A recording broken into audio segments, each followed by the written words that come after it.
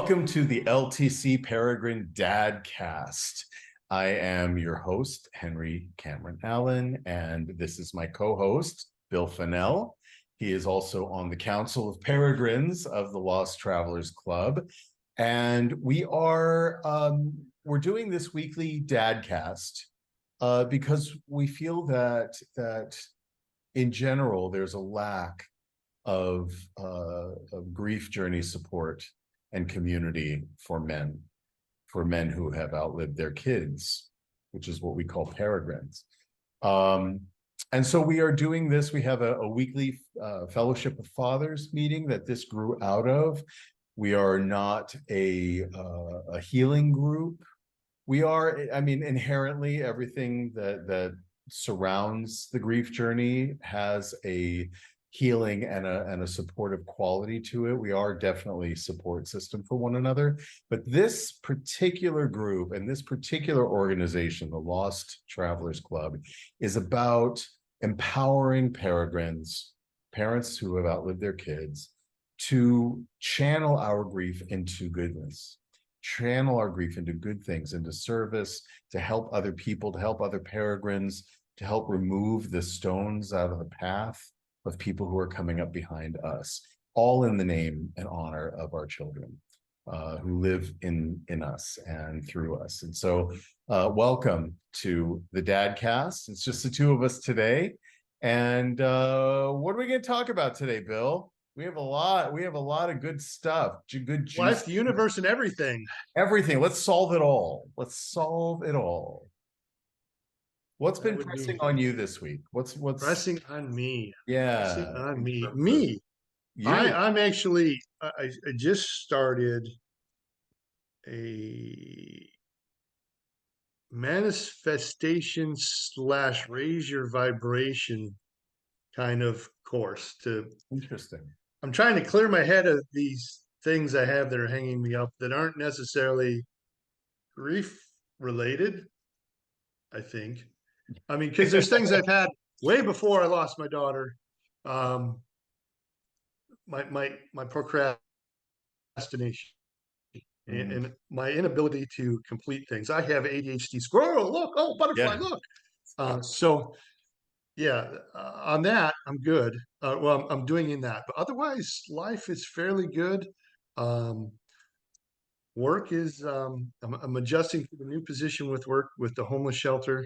I'm at the day shelter in the food rescue program, and trying to roll through and stay consistent in my self-marketing of what I'm doing for people with grief as a certified grief specialist. Yeah. But life is fairly good. I'm in a good space. I'm in a great relationship. This is wife number 3. Wow. And I've going into it, I kind of had figured out, okay, these are the things I don't need in my life. And her and I are a very great mix. And we're just plodding along. And I'm 5 years in October. Yeah, 5 years in October. And it's all good. I mean, and then trying to put together pieces for this. How are you, my friend? Thank you for asking. I don't get that question asked very often because I'm I'm spinning a lot. You're the show host. I'm the show, but I'm doing really well. I think that I like you. I felt the impulse to be a helper, and I went and got my diploma in internationally certified and accredited grief and bereavement counseling. I personally don't like the word bereavement, but so I call it grief and survival because it really, especially early on, it's survival. It's survival, and the lifelong journey of grief is survival. How do you survive? How do you endure and cope, sometimes on a daily basis? And so, it's an ongoing journey for me too. I don't have all the answers. In fact, I really appreciate when more questions arise out of conversations like this. And listeners, if you go back and look at our previous 4 episodes now, you can catch up, because every week we have a different theme. Every week we have a different conversation. We don't always agree on everything. And I love that. It's kind of like The View for guys. Everyone has a different perspective. For guys. Maybe that's our tagline, right? Everyone has a different journey. And this is the gift and the mystery of grieving. I equate it to birth. Every birth is unique in its way. There are common factors that we can identify. Same with grief, but every birth is unique. And the feelings around it are unique. And I would love, because you brought it up, I would love to talk about relationships and the impact of the passing of a child on a relationship, whether the partner is the parent, the birth parent of the child that's passed or not. But anyway, see, I'm avoiding. This is part of my PTSD, is avoidance. But I'm doing okay overall. I'm spinning a lot of plates. I invest myself fully in my work as a theater artist, as a counselor with the Lost Travelers Club. And I think to a degree, it distracts me from my darker side of my journey. But it also allows me to channel my grief in very positive, productive, and helpful ways to others. And it's all under the purpose of universal life skills education. So that helps. I'm in a tiny little remote village in Spain. It also helps to change my environment and to be in a place that is quiet and beautiful, where the people are kind, the food is great and healthy and clean, the air is beautiful and healthy and clean.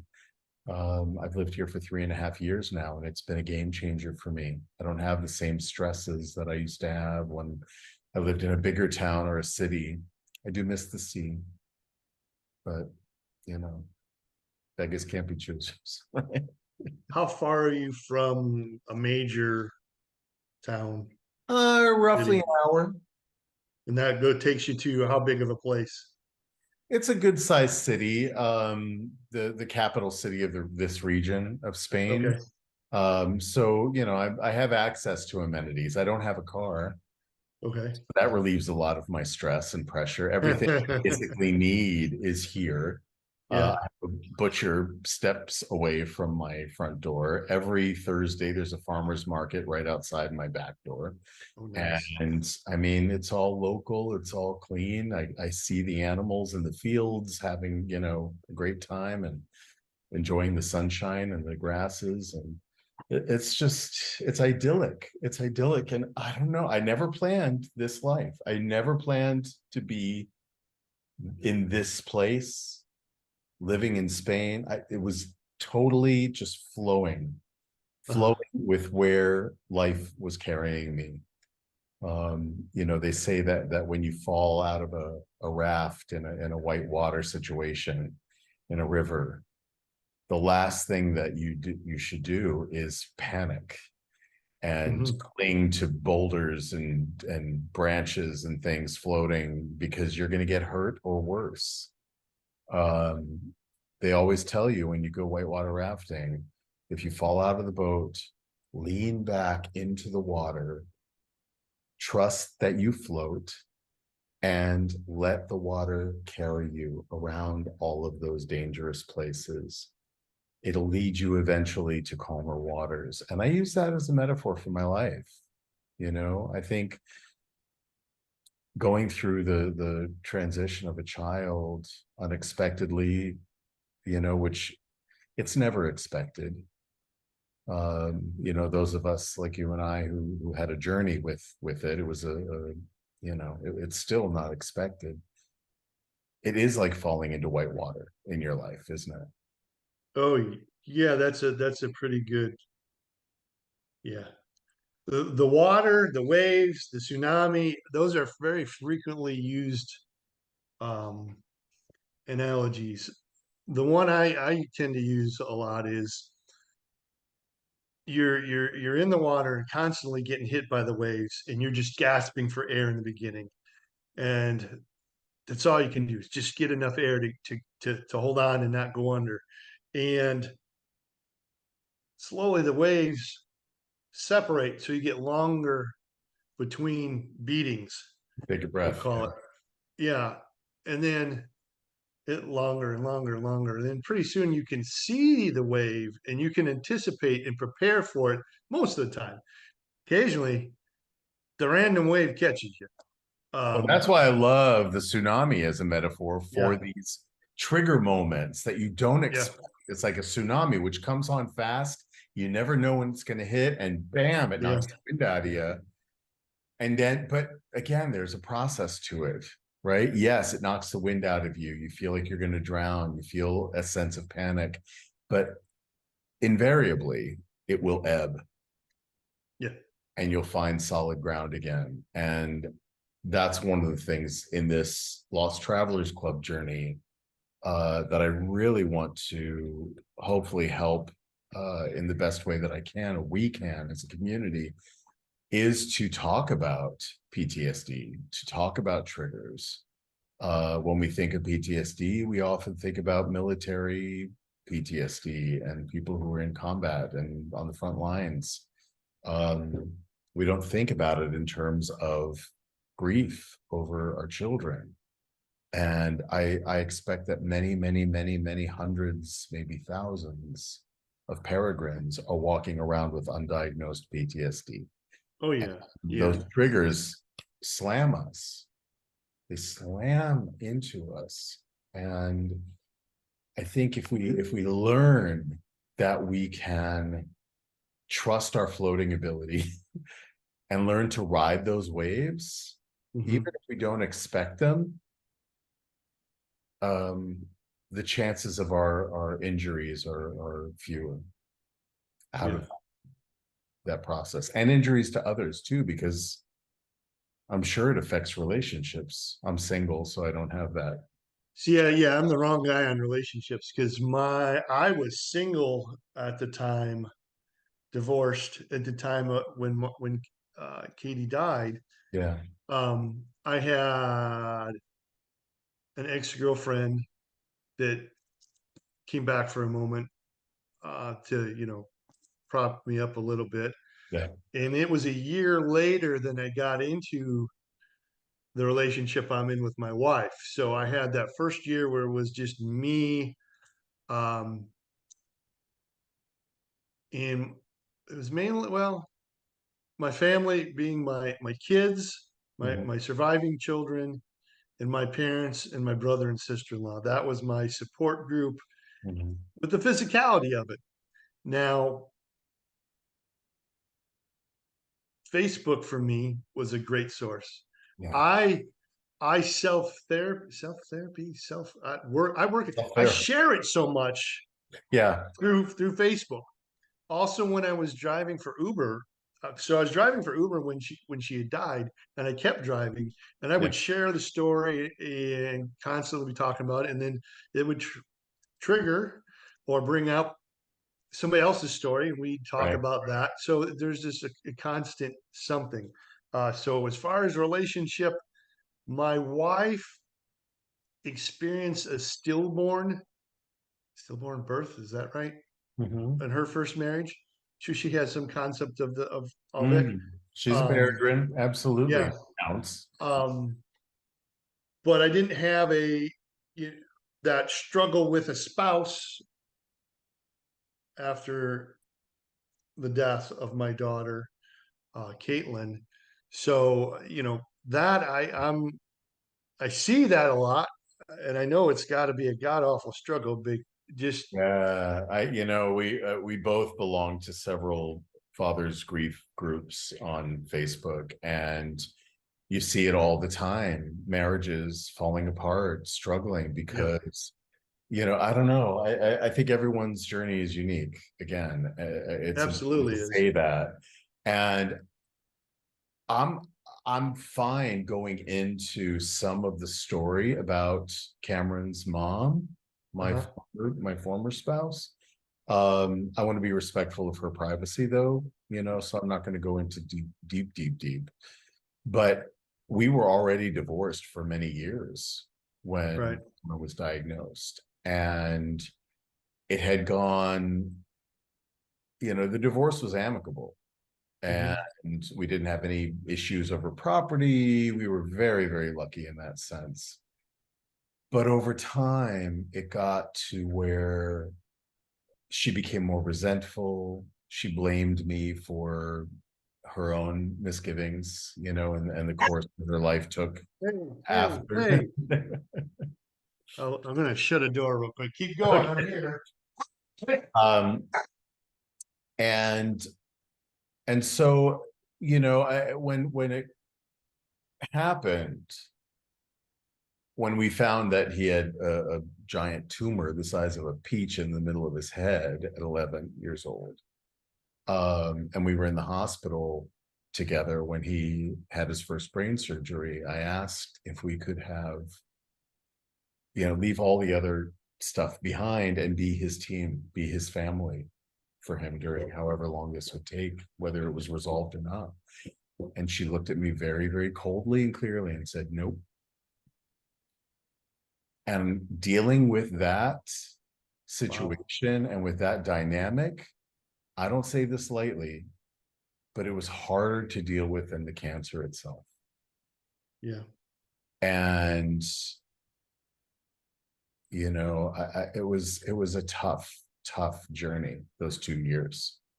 Yeah. um but I also, I look at the other side of it, after he passed, and we each had our own separate celebration of life for him. Mhm. He was cremated, so we didn't have a funeral per se, but it was a celebration of his life and to acknowledge him. And of course, I invited her and her then boyfriend to join us. Never got an answer, and I wasn't informed of or invited to the one that they had, which is a pity. But I don't hold resentment. I understand as a man, I understand as a father, as mostly a single father. He was with me 90% of the time. I understand what it meant to me to go through that with him and Yeah. to experience the passing of my child.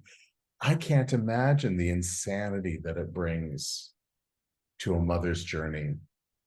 Yeah. Someone who carried them in their body. There must be some kind. I can't, and I won't pretend I will ever understand. But that's why I formed a fellowship of fathers with the Lost Travelers Club, and that's why Mhm. we're forming a mamaship circle as well, because I do believe that the grief journey of mothers and fathers is quite different. Yeah. I mean, there's There are common they intertwine factors. at points, but Yeah. yeah, they're separate-ish. But yeah, so mine was kind of the flip. My daughter was living, she was going to school, she was in college. She was with mom. Mom was that primary caretaker as she went through it. She had a spouse that was working that allowed her to take time off to be with her. And I'm thankful for that. I Yeah. may not like the guy, but I'm very thankful that that was there. Right.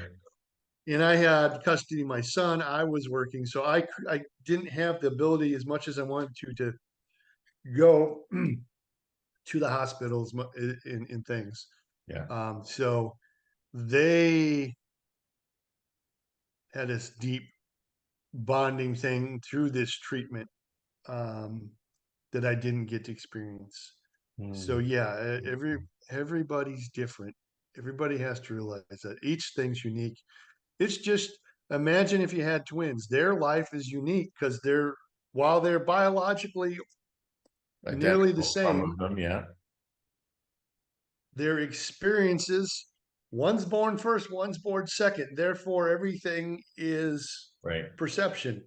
And then as they develop that personality, they may have a different relationship with dad Yeah. versus mom. and the other one is flipped. So everything is unique. Yeah. Whether there's a death involved or not, every relationship is unique. Um, Well, it comes up a lot in our conversations in the fellowship around the comparisons of different yeah, kinds of grief, not only the differences from peregrine to peregrine and family to family, but the differences in the kinds of grief that right, exist, right? And from a psychological standpoint, I guess there's some kind of a list, I've never seen it, that puts outliving your children as the top worst thing that could happen to somebody right, in terms of that experience, in terms of grief. And the second one I think was spousal, right. right?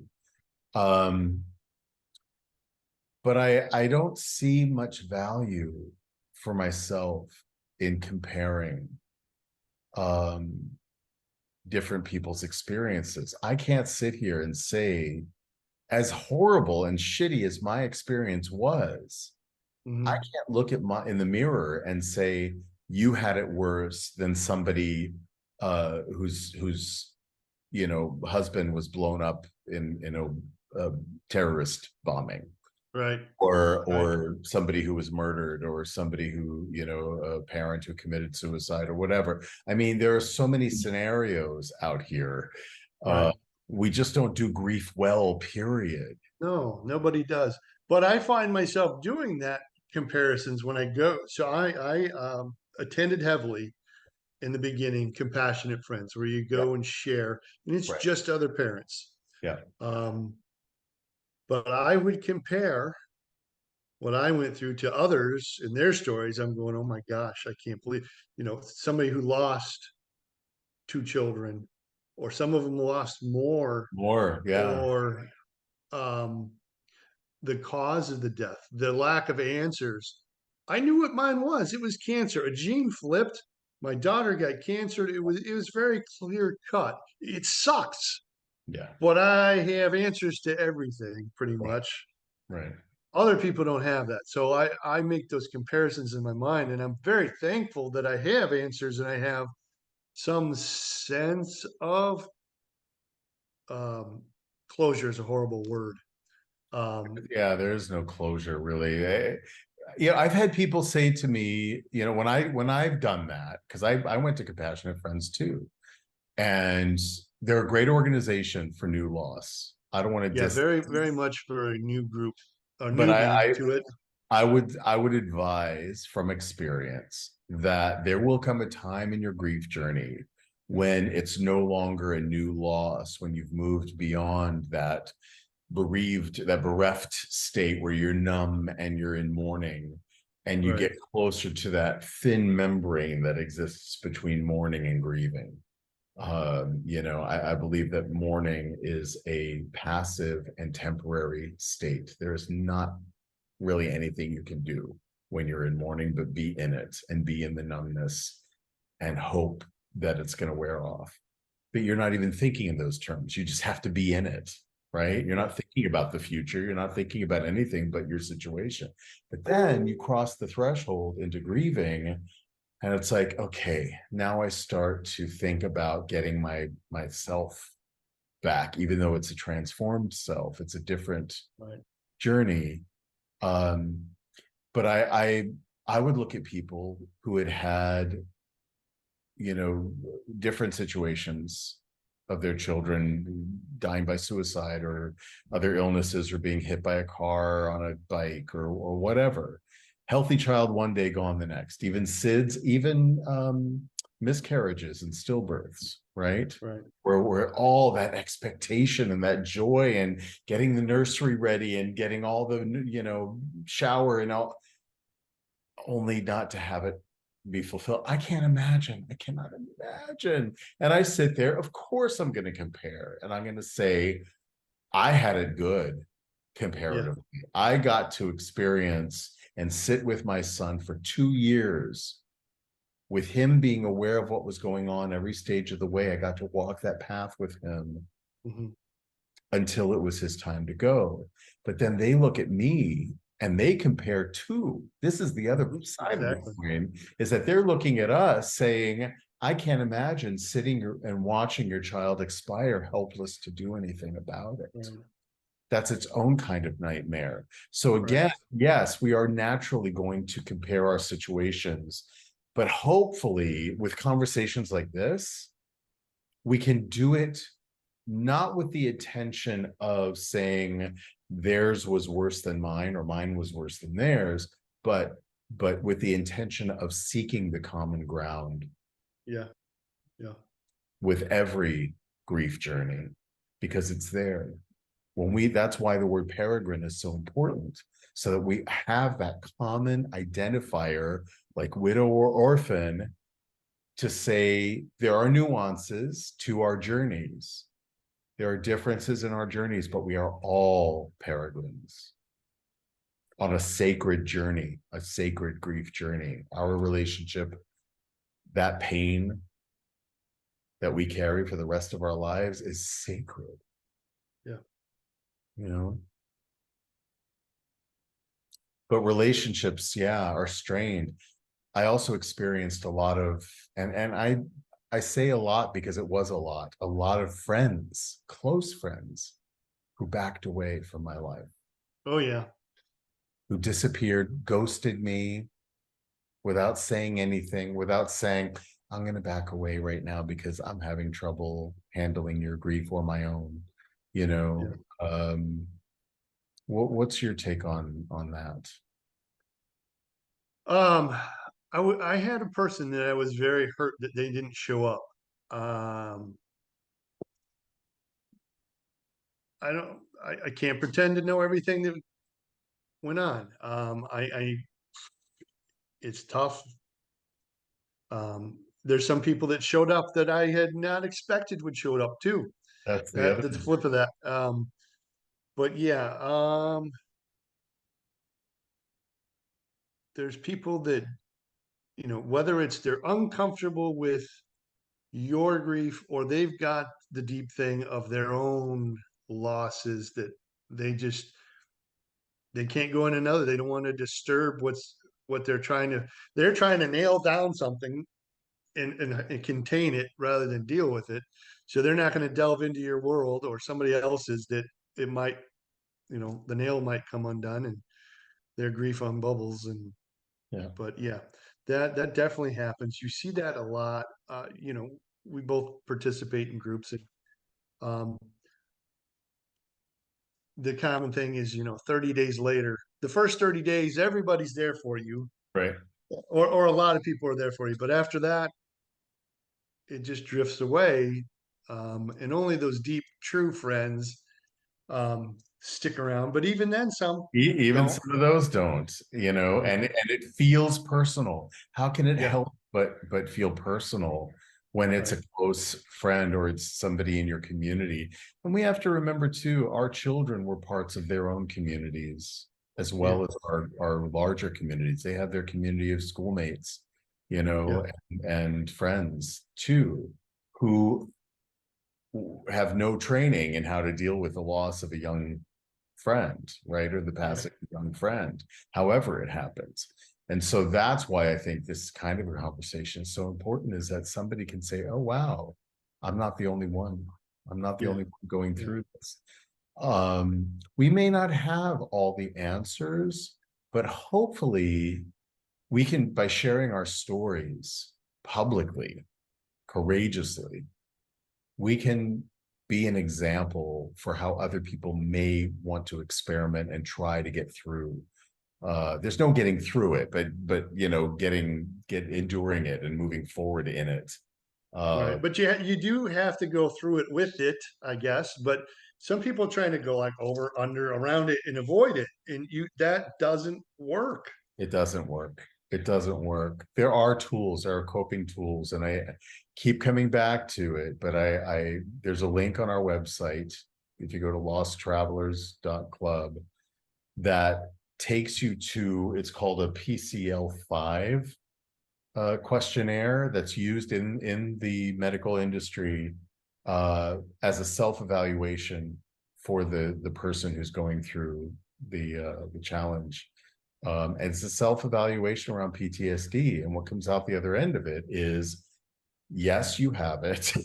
And you either have it in a very intense way where you require help, or you have it in a milder way, because everyone's coping mechanisms are different. Everyone's Right. tools are different. But what I found when I was diagnosed officially with PTSD, CPTSD, which is complex post-traumatic stress disorder, whole worlds of tools opened up to me that I didn't even realize were there to help me endure and cope and get through those tsunamis, right? Yeah. So I encourage everybody to at least do this self-evaluation. It's not a diagnosis, because only a professional can diagnose, but it gives you a sense of empowerment, or it gave me, I should say, a sense of empowerment to say, wow, I'm worse off than I thought, or better off than I Yeah. thought. Yeah. And I can go now and seek the support that I need. Right. Have you gone through a process like that of I've never done any kind of official thing. I think my doctor just checked it off right off the bat. I think you've got PTSD from what you've done, you know. yeah. And he said you need to go see a professional. Mhm. Um, he gave me a prescription to help edgy days in the beginning, but he's like, look, I'm not your go-to guy for these. You need to Right. see somebody and Like get something specialist. specific for that. Um, and my one time with an actual therapist, was it one session? One session I did with a therapist, and that was because I was literally on the edge, ready to take the dive. Right. So I had to call and get in to see somebody, and that was a almost a disaster in itself. Um, but she talked me off the ledge. She said, you know, I can empathize with you, but I can't wrap my head around what it is. Right. You need somebody more in tune with what you've gone through, that's gone through it. Or she advised, find the groups like Compassionate Friends, that's what it is. It's just parents that have gone through that. Because unless you've gone through this, that what we've gone through, nobody else can really grasp what things have been done to you, and what you have to go through, Mhm. Yeah, because it's not you can't look at somebody and know, right, what they've been through. We don't wear right. Well, that's anything in life, but yeah.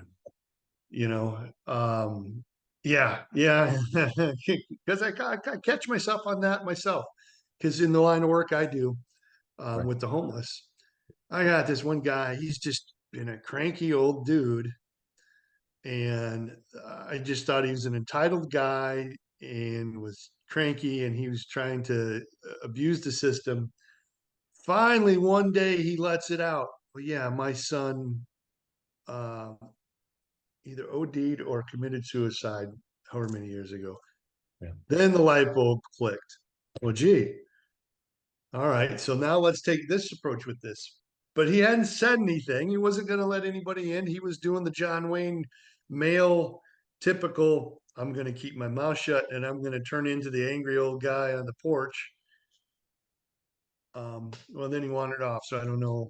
He left the program. So, but yeah, you can't judge. You just, with everybody, you don't know what they're going through, whatever type of grief, whatever somebody is going through each day, Yeah. you know, you have to kind of, I've been more like at the restaurant.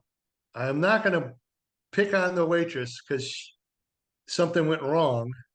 I don't know what's going on in her backstory that day. Right. So I'm always going to tip generously and be forgiving. Um, Yeah. and Yeah. What are the top three practical things that you have been learning now as a grief specialist, right? What are the top three practical tools that you can turn to that are universal because especially for men, I think we still don't quite know how to ask for help or directions. And this is a journey and we do get lost, right? And so how do you guide people to, I guess, empower men to ask for help when they need it? That is the trickiest thing. I have no getting them to accept it's time for help. That is beyond me. I mean, you just have to wait till they're pushed in front of you because the wife says you go or we're done. Yeah. Or finally they're like they get to that point where it's just so heavy they finally I have to do something. That intermediate space, they're trying to hold it in and not, they don't want to do it. Just like general health, men are Yeah. horrible at going to the doctor. Right. So from there, it's a case of when they get to you, it's all right, let's work on what have you been taught about grief already? Bad things, I'm sure, because we're passed down these platitudes that are very unhelpful. Mhm. And then what are the coping skills you're using, which are 98% of the time bad. Some of them more Right, unhealthy than right, right, others. right, right. So, and then you realize some of them realize, oh, I learned that from mom and dad, or oh crap, I taught that to my kids. Right. And then you have some aha moments. Then we go into um, let's examine your life and your griefs because most people have it's not just this recent grief Right. because nobody's been given the tools with to Be- deal with grief ever. Right. Right. So the day you're born, you're starting grief. Your ass is slapped. You're brought into this new world that never goes back. Then early on, you're either going to lose a pet or a grandparent, more than likely. You're going to lose friends. You're going to move. Life is all about griefs. You're gonna get fired from a job. That's its Yeah, own degree for that first love that goes in the tank. graduation, Graduation. It's right? supposed to be a good thing, but it frequently sits on people because it's a new thing that changes our emotions about life. You Right. know, now let's take that. Is it mom and dad's grief over the graduation or the actual graduate's grief? Because Both. mom and dad now are the empty nester, maybe. Both. So we've got all these things that are building up, um, and tucked away and never dealt with. So now we have to figure out who in our life is the most prominent person in the story. Then we work on the griefs particular to them. And it is particular. It is so particular because the grief journey of somebody whose child committed suicide, for instance, or somebody who had a healthy baby, that died from SIDS, or, everybody has a different story. Everybody has a different Right. journey. What my journey has afforded me is the privilege of being able to say at age 13, when Cameron passed, that he graduated early. The universe deemed that he was to be an early graduate of this life, that he got to pass go, collect his $200, and he got to circumvent first heartbreak, first job, shitty boss, high school, Yeah. zits, puberty, all that stuff, all that crap that the human being has to go through Yeah. to break through into the next level of our Right. life as adults. He got to circumvent that. And he's now Peter Pan. He's the boy who would not grow up. And Yeah. he's flying around, inspiring the world. All right. And So let's yeah, delve where you're at with this thought yeah. process. Are we reincarnated? Are we, do we go to heaven? You know, there's so many thoughts on this. The easy answer, Bill, is Uh-huh. yes. Yes. Yeah. I'm going to take them all. Yes, for those who have faith that there is an Yeah. afterlife, then that's where their children went. Yeah. There, for those who have faith that they will be reunited with their children in heaven, they're going to pick up where they left off, and their children will be exactly how they were in this life, and they'll embrace and whatever they're imagining. That's real. That's absolutely real. For people who believe in reincarnation, and they're looking for signs around them that their child was born into a new body, into a new physical form, or animal. Right? People say that my service dog, Flat Stanley, is so much like Cameron, and our dynamic is funny and silly and loving and all the things that it was with Cameron. I don't, for me, I say yes to all of it. The way I look at the world, my own personal worldview around spirituality and the whole question of God and all of that, which we touched on a little bit last week. How do we wrestle with the concept of God after the passing of our kids? Right. I feel like there have been a lot of misconceptions about the life cycle. I believe that when you get down to the quantum level of what we know in physics, the science of physics, to actually be, as far as we understand it, with the little bit of understanding that we have, that everything is frequency. Everything.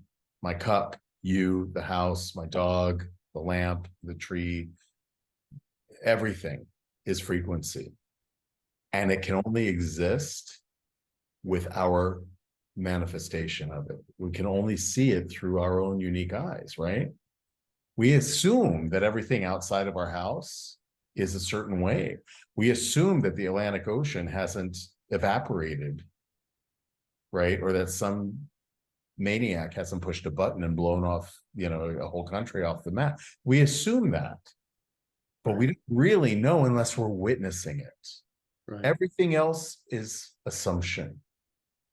But what we do know is that everything is frequency. And we know that frequency cannot be created. It cannot be destroyed. It merely transmutes. It changes from one form to another, right? You think of light. It's both wave and particle. It's magic. It's an amazing mystery that we're just starting to understand.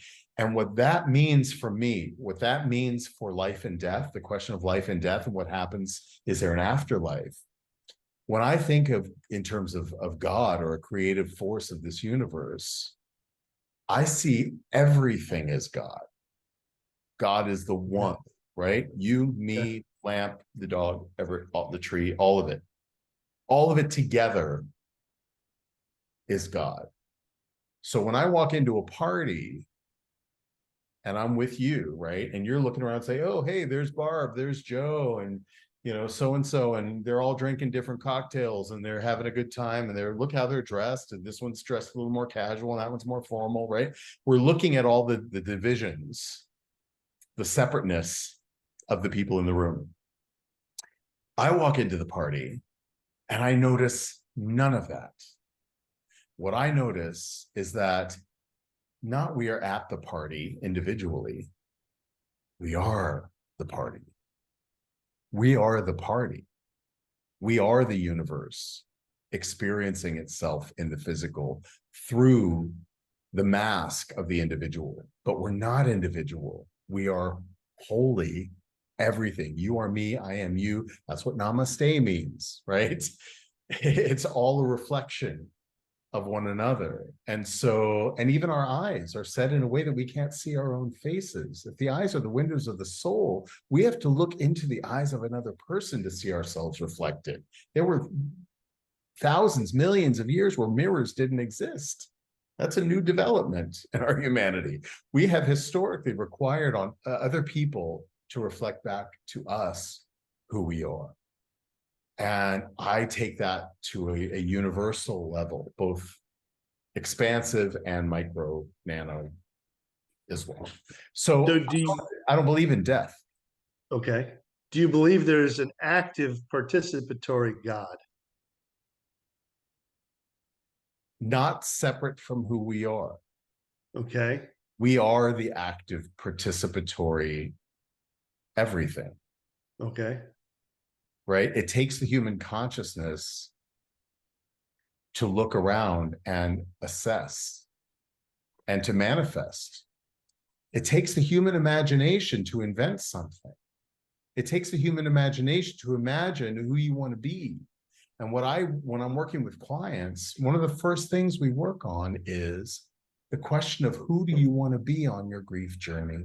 How do you see yourself wanting to experience the rest of your life carrying the grief of the passing of your child? How do you want to be? You have to imagine that first in order to manifest it, right? Gotcha. Some people who turn to their religion and their faith for guidance on how to be. For me, that is a great limitation on grief. 5 steps of grief is another thing that people turn to as a tool for guidance of how to be in your grief. I think that's too limiting. Well, and it's an error from the get-go because it was originally a study of terminal people. Kubler-Ross was studying cancer, terminal cancer people. So that were the steps that they were going to deal with their own stuff as they were preparing to die. You can't take that and put that into somebody who's we're going to go. We haven't really discussed it. That word you hate, loss. When we lost somebody, that our experience there is not a pattern of stages like that because everybody's is different. I mean, and they don't happen consistently at the same time or in the same order, even. Right. And the reason that I'm triggered by the word loss, and I'll keep coming back to this, is that my kid is not like my favorite scarf or a set of keys. I know precisely where he is. I did not lose him. He lives on in me and through me. So when I hear the word I lost my child, I'm like, well, where did they go? Where did you, how did you, right? And we talked about it last week too. You know, it's not like it's Jeff. He's in the clothes rack at Macy's. You got or you're walking through a busy train station and all of a sudden they're holding your hand and then they're gone, or somebody abducted them or whatever, God forbid. That's loss to me. When I've lost my child, it means I don't know where they are. I know where Cameron is. He's right here. And I like your explanation of that. They're still here. I haven't lost them. I haven't lost them, but we can engage with them because they're just in a different form. And those of us that are still in the physical after this event, we are left to figure out the form that they have transformed into. And for me, it's a heart-shaped form. It's right here. They live right inside our bodies. They are our hearts, and they work through us. People get to meet them through us, only through us, when we talk about them. Doesn't that I talk about my Katie through the moon at night frequently. Beautiful. Tell me about that. I love that. So early, well, I don't know, somewhere in her teenage years, she would text me, "Have you seen the moon tonight?" So I'd go out, "Oh, wow, look at that orange moon tonight. Great, you know." So I thought that was a daddy-daughter thing that we had. Well, it turns out she did that to quite a few people. And we had a little gathering pre-funeral, and others said the same thing. Oh, because the girls helped. They wrote this thing about the moon. Stars and the moon, something I can't remember at the moment. And I told them the story of, oh, she always texts me about the moon.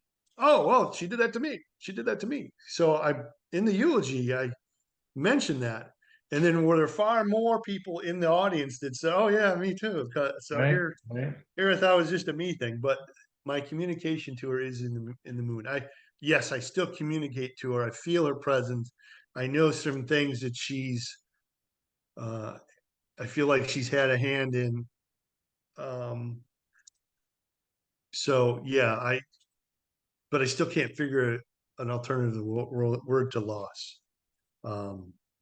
Well, and when, that's the journey, right? yeah, Hopefully there are more questions than there are answers. And it's going right, to be different for everybody. When I say that the Lost Traveler Club has identified through my dream the word peregrine as a word for a parent who has outlived their kids, that's one way of saying the same thing, right? I've outlived my child, or I have survived my child's life, right? That's our tagline now, is surviving parents getting there together. There is no there. There's no destination. But we're right, there wherever that happens to be. The point of it is together, and we are surviving together. We've survived this event. I don't qualify the event. If it was meant to be different, it would have been. And that's a foundational truth, no matter how a child has left the planet or anybody has left the planet. If it was meant to be otherwise, it would have been. Now, how do we handle it? mhm, Right? If you and I were meant to be in a different moment, having a different conversation about something else with somebody else, we would be. There's a reason we are here together having this conversation. There's a deeper purpose to it that only on this frequency level can we identify as a common frequency. That's what I love about this. That's what fascinates me about this. And the frequency with Katie through the moon, and the frequency with Cameron through everything that I'm doing, yeah, um, you know, it's real, it's there, and everybody has their symbol and everybody has their ritual. Before we started recording, we were talking about uh, groups that we've belonged to that have a walk, or they have a ceremony, yeah, tool of some time, which some people love because it honors their children. Other people avoid them like the plague because it keeps us in that cycle of stagnation, of the heaviness of it, and not only yeah, yeah, our own heaviness, but everybody else's loss, right, right. right? And that's part Quotes. of, I have a love-hate relationship with compassionate friends. Yeah, me too. When you're fresh, it's a godsend. Yeah, You go, so let's explain for the audience because some of them may have not gone to it. right. You go, it's just other parents. You have somebody who is a moderator who has had a little training in running the group. Yeah. And they've been around, I want to say 50 years, maybe more. Yeah, they've been around a long time, and they're international as well. So Yeah, look at your communities. If you yeah. are a new peregrine in mourning, go look for compassionate friends. They're doing really, really great. Go to their site, put in your zip code, and they'll tell you where the nearest the meeting is. Mhm. So you go, you share your story, you listen to others share their story. You may have talking points that the moderator brings up. What did you feel about this? Tell me a time about this. Um, then you go home. You come back a month later. It's once a month. Yeah. I call it a wet band-aid. It you need Yeah. surgery and it's a wet band-aid. However, I appreciate that. I mean, it was very helpful, but you need to get further. You need to have specific things done to move along. The wound needs air. Yeah, The wound needs air. And what I found for me with compassionate friends, again, this is not to diss them at all, because they're doing really great work. And for new loss, it's really important that you have that yeah, recognition that you're not alone. It felt like group therapy. It was very heavy. There were a lot of sobbing people every single time, which of course I was one of them. right. And because I have maybe a different perspective on my journey, or I would share the beauty of the journey of being able to be with Cameron his last 2 years and guide him through that process, and my being a cancer survivor, eliminating his fear around his own journey. I mean, all these things, I was pulled aside by a counselor and told, you're not welcome to come back. I said, what? Why? What did I do? Well, you got to understand that these are all grieving people, and your story was just too positive. Like, okay, well, okay. And I understand that that's not compassionate friends, that was that particular person or Yeah. people who were running the thing.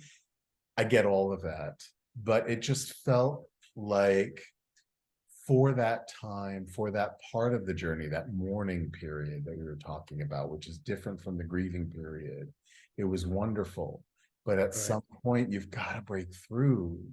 You've It got gets to to counterproductive at some points. it becomes a cycle of Yeah. stagnation where you just can't break out of the whirlpool and you feel guilty. I felt guilty about not going the next Yeah. month, Yeah. right?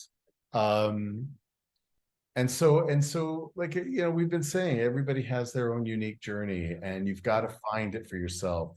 But men, what we are asking of you, what we are sharing with you, and hopefully being an example of, is that there are healthy ways to talk about it that Yeah. are empowering, and that it's okay to ask for help. Bill is a grief specialist and counselor. I am as well. I'm certified internationally. So anyone, anywhere internationally can reach out. Reach out to either of us through the Lost Travelers Club. We offer this as a service of the Lost Travelers Club. And so please reach out and let us know if you're feeling like you're on the edge, if you need another man who's been through this experience. We are here. And the Fellowship of Fathers is here on a weekly basis. It's a different constellation of guys every week, all wonderful, heartfelt men that are learning together. And this DadCast is our first project together. And so make sure that you subscribe and ring the bell and like and comment, ask questions. We will both, Bill and I, can respond, and others who are also in the circle. Stay in touch with us, engage. I think this is a good wrap up. This has been another great episode. Bill, thank you for being here. You're awesome. Thanks for having me. You're an inspiration, and I'm proud to have you in the Council of Peregrines. Thank you. All right, we'll see you next week, everybody.